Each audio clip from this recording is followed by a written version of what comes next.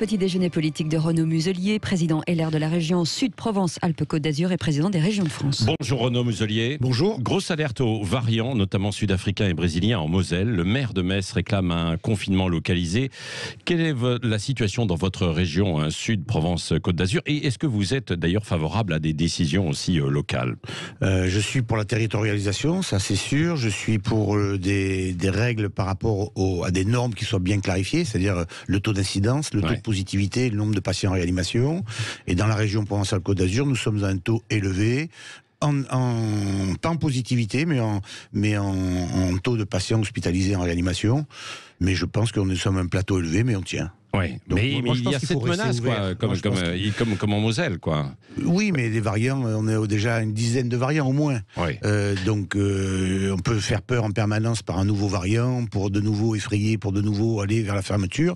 Moi, je suis partisan de plutôt quoi qu'il advienne. C'est-à-dire qu'il faut ouvrir, réouvrir, tester, retester, revenir à la médecine, revenir à la prévention, et faire en sorte qu'on retrouve la vie. Voilà. Donc, moi, je me bats pour la réouverture et pour l'ouverture à la vie, pour apprendre à vivre avec une pathologie. Je suis médecin, on apprend à vivre avec nos maladies, mais il faut apprendre à vivre avec le virus. Sauf qu'il y a beaucoup d'incertitudes, quoi. Des maladies qu'on connaissait, qu'on arrivait à maîtriser, là, c'est peut-être un petit peu plus compliqué quand même, quoi. On la connaît mieux maintenant, la maladie. Oui. On a appris à savoir comment elle se transmet. On peut constater, par exemple, un exemple simple, mais qui est assez significatif. Nous, on a fermé dans la région Provence-Alpes-Côte d'Azur en octobre, et la totalité de nos bars, restaurants, etc., ça nous a pas empêché d'avoir le pic en novembre et le pic en janvier. Oui. On nous a fermé nos stations de ski en nous expliquant que ça allait nous protéger pour le mois de février. On se retrouve avec nos stations de ski fermées en décembre, en janvier et en février. Donc c'est la triple peine. Oui. Est-ce que ça va mieux, justement, l'articulation avec l'État, avec le gouvernement? Et vous, par exemple, avec Olivier Véran, qui va se rendre aujourd'hui à Metz, quoi. On ne peut pas dire que nos relations s'améliorent vraiment. On est en retard sur tout chaque fois. Je vous donne un exemple très simple. On a alerté pour les tests salivaires depuis... on a alerté pour les masques, on a alerté pour les tests, on a demandé de participer à la vaccination. On a demandé à ce qu'il y ait les tests salivaires dès le mois de fin novembre, et ils ont été autorisés hier, avec fanfare et trompette. Bon, mais tant mieux, mais chaque fois on prend 2 à 3 mois de retard. Où ça bloque? C'est le ministre de la Santé qui n'a pas suffisamment de poids sur son administration? Oui, je crois qu'ils ont... Où il faut davantage de contrôle, quoi. Peut-être aussi avant. C'est l'entre-soi du ministère de la Santé qui fait en sorte qu'ils prennent du temps pour prendre des décisions. Ils ont du retard sur tous les ballons, et ils se retrouvent dans une situation où les décisions qui sont prises sont toujours prises avec retard. Donc pour l'avenir, on fait des propositions, nous, en permanence, et finalement on finit par avoir raison 3 mois plus tard. Bon, c'est un peu dommage. Et là, l'avenir passera par les autotests salivaires. Alors, c'est quoi les autotests, là? C'est simple. Vous avez, comme maintenant, on sait que par la salive, c'est pareil que par le nasopharyngé. Vous avez un petit bocal, vous crachez dedans, vous faites un antigénique, et vous savez 10 minutes après si vous êtes positif. Mais est-ce que c'est aussi fiable? Puisque c'est fiable pour les couvillons salivaires, ça peut être fiable dans le grappe du crachat. C'est ce qu'on nous explique sans arrêt. Ce n'est jamais fiable. C'est jamais fiable, mais moi, ce n'est jamais à 100%. Ce n'est jamais à 100%. Enfin, si déjà vous avez 80% ou 90% de fiabilité, le matin quand vous voulez, vous savez si vous êtes positif. Pour rentrer dans un restaurant, vous allez cracher dans votre petit test salivaire avant, et vous rentrez dans le restaurant si vous êtes négatif.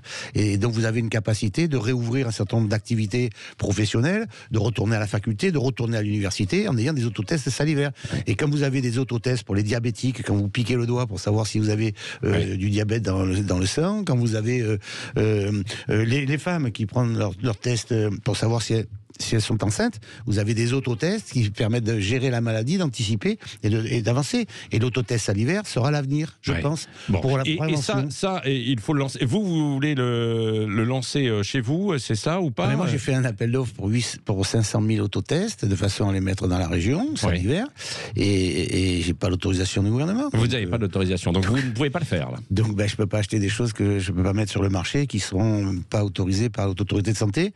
Ils me donneront l'autorisation dans 3 mois. Écoutez, voilà, c'est toujours la même histoire. C'est-à-dire qu'il y a des décisions qui sont prises, qui sont prises avec retard.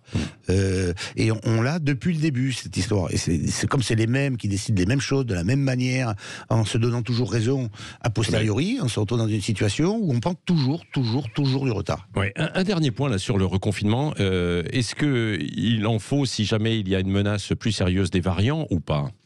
Alors, soit en régional, soit en fait sur l'ensemble Moi, du je suis pour la territoire. territorialisation, donc de toute façon, mais on a pu constater dans le passé qu'on avait changé en permanence de critères et de modalités de fermeture. Donc on a eu des confinements ville, métropole, département, région, ça change de taille sans arrêt, sur des critères chaque fois différents. Aujourd'hui, il y a 3 critères qui sortent. J'ai demandé plusieurs fois au Premier ministre, maintenant c'est ceux qui reviennent en permanence. Ce sont les 3 critères dont je vous ai parlé. Et je pense qu'il faut le faire par territoire. Et les territoires légitimes là-dessus pour trouver les solutions, parce que ça fonctionne avec les ARS, c'est-à-dire dans les agences régionales de santé, le territoire légitime, c'est les régions. Voilà. Oui. Renaud Muselier, vous avez déjà dit que vous voudriez rouvrir les activités culturelles d'ici au 1er juillet, c'est ça? Exact. Mais ça, quelle que soit la situation? Moi, je suis pour le quoi qu'il advienne. Voilà, donc, quelle que soit la situation, on va s'adapter. C'est sûr que si vous avez un concert à Aix, dans le festival d'Aix qui est en plein air, c'est pas tout à fait la même chose que si vous avez un concert de Mars Actu, où vous avez que des jeunes qui dansent debout à l'intérieur d'une salle. C'est pas les mêmes principes, c'est pas les mêmes. Et donc, ces protocoles, on nous explique toujours comment il faut fermer et pourquoi. Et moi, je propose de réouvrir en fonction. Donc, c'est pas du tout la même si vous mécanique. n'avez pas l'autorisation, vous ferez comme Louis Alliot à Perpignan qui a rouvert ses musées? Ah non, moi je suis pas pour la désobéissance civile, je suis pour les propositions permanentes. Donc Louis Alliot, qui avec son étiquette d'ailleurs et qui prône pour l'ordre et la discipline, nous explique qu'il faut ouvrir sans discipline. Mais sur le fond, il n'a pas tort. Il suffirait, en quelque sorte, entre guillemets, sur la taille d'un musée, de prendre des rendez-vous sur Internet ou par téléphone et de gérer les flux en disant, je rentre, je sais pas, en fonction de la taille du 10 personnes par heure, enfin en fonction. Et là, vous gérez votre flux et vous contaminez personne à partir du moment où vous faites ça. Et vous gérez vos flux. Mais le traitement des festivals de plein air, comme à Avignon, par exemple. Le festival d'Avignon cet été, j'ai la rue, j'ai des festivals à l'intérieur, j'ai des festivals à l'extérieur. Il suffit de dire, suivant la taille, ce qui est à l'extérieur, je l'autorise si on a une chaise, tous les 4 chaises, par exemple, en prenant les gestes barrières et les distanciations. Et donc, ça s'organise, ça. Et tous, on est capable de le faire. Avignon, ça n'aura pas lieu, si?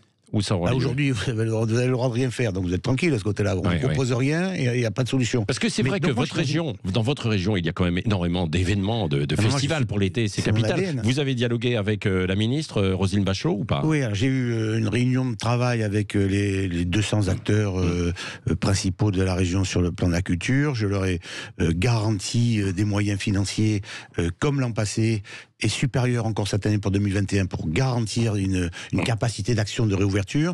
Et je leur ai demandé de faire une convention sur 3 ans pour avoir une lisibilité, de façon à ce que justement ils puissent stabiliser leur organisation. Et je voudrais organiser pour cet été une effervescence culturelle dans la région. Ils sont bien entendu tout à fait d'accord pour ça. Et pouvoir ouvrir pan par pan, dossier par dossier.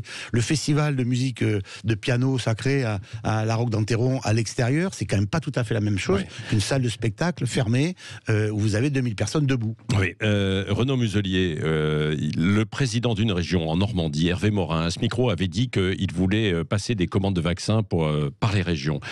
Finalement, j'ai l'impression que ça n'avance pas. Ça se fait, ça, ou pas? On a demandé, c'est pareil, on nous le refuse chaque fois. Donc on nous refuse tout. Donc bon, le problème, il est vite réglé. Donc ça, c'est toujours négatif. Ok, au revoir et merci. Mais c'est le même principe un peu que pour les masques, hein.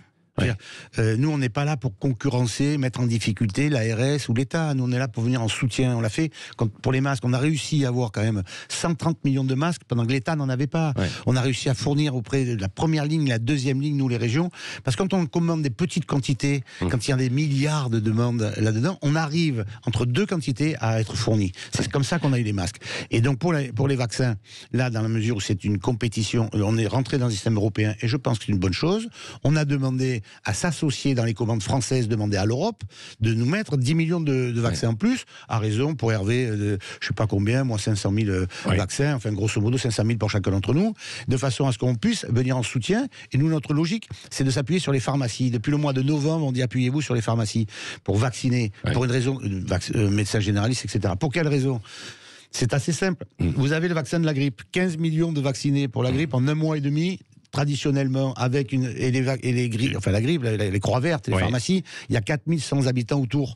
Donc il suffit par les répartiteurs de livrer, c'est un problème de logistique, nos pharmacies, pour faire 15 millions. On ne peut pas le faire pour les vaccins, ça? Moi, je comprends quand même que finalement, on vous refuse tout, vous, aux régions. On refuse beaucoup de choses sur le plan sanitaire. Hein. Parce que sur le plan économique, moi j'essaie d'être objectif, hein, le plus possible, parce que là on est dans un schéma où on doit travailler ensemble. On a des problèmes avec le ministère de la Santé, on n'a aucun problème avec Monsieur le maire ou avec Madame Borne. Ah bon, c'est avec Olivier Véran que vous avez des problèmes, quoi.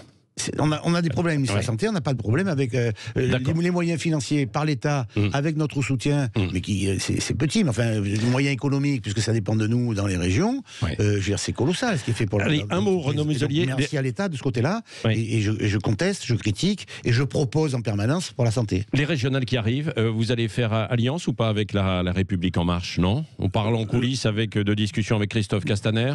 Non, mais Christophe Castaner est un ami personnel depuis longtemps. C'est lui qui s'est retiré face au Front National à l'époque. J'ai de très bonnes relations quand on était opposés sur le plan politique à la région.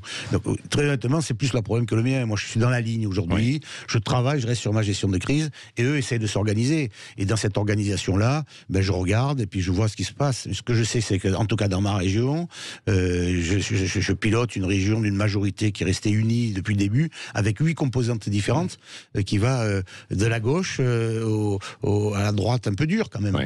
Je suis face au Front National et tout le monde s'y est retrouvé, tout le monde a été respecté et j'ai pas l'impression que le travail de la région ait posé un problème de stratégie politique ou de manque de capacité d'action vis-à-vis de la population. Donc les montages politiques d'alliance par famille, moi je suis LR, je porte mon étendard qui même me suivent et puis on avance. Bon, le mot de la fin avec Renaud Muselier, avec Cécile. Oui, vous partez immédiatement retrouver Jean-Yves Le Drian, le ministre des Affaires étrangères, pour signer un accord de coopération avec Djibouti. Quel est l'intérêt justement d'une région de signer un accord avec un État? C'est le deuxième que je signe, effectivement.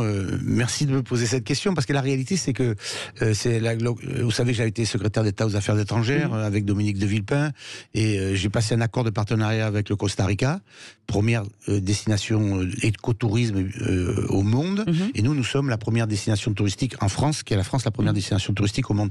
Et donc, on jumelle nos parcs, et donc on travaille sur l'eau, sur l'environnement, sur la biodiversité, et on échange nos compétences. Et c'est pareil avec Djibouti, ce qui permet d'avoir dans des territoires, et Djibouti a un énorme avantage, c'est un vaste désert, un pays absolument fantastique, mais dessous vous avez une richesse marine absolument exceptionnelle. Vous avez les plus belles plongées du monde, vous avez les plus beaux fonds sous-marins au monde, là-bas notamment aux 7 frères à Djibouti. Et donc ça permet d'avoir une coopération pour nos entreprises, pour notre biodiversité, et donc ce sont des reconnaissances internationales de travail commun, et ça aide mon pays, la France, et ça aide ma région, la région Provence-Alpes-Côte d'Azur. Merci Renaud Muselier, président LR de la région Sud-Provence-Alpes-Côte d'Azur et président des régions de France. Et dans un instant, le journal de 8h. À tout de suite.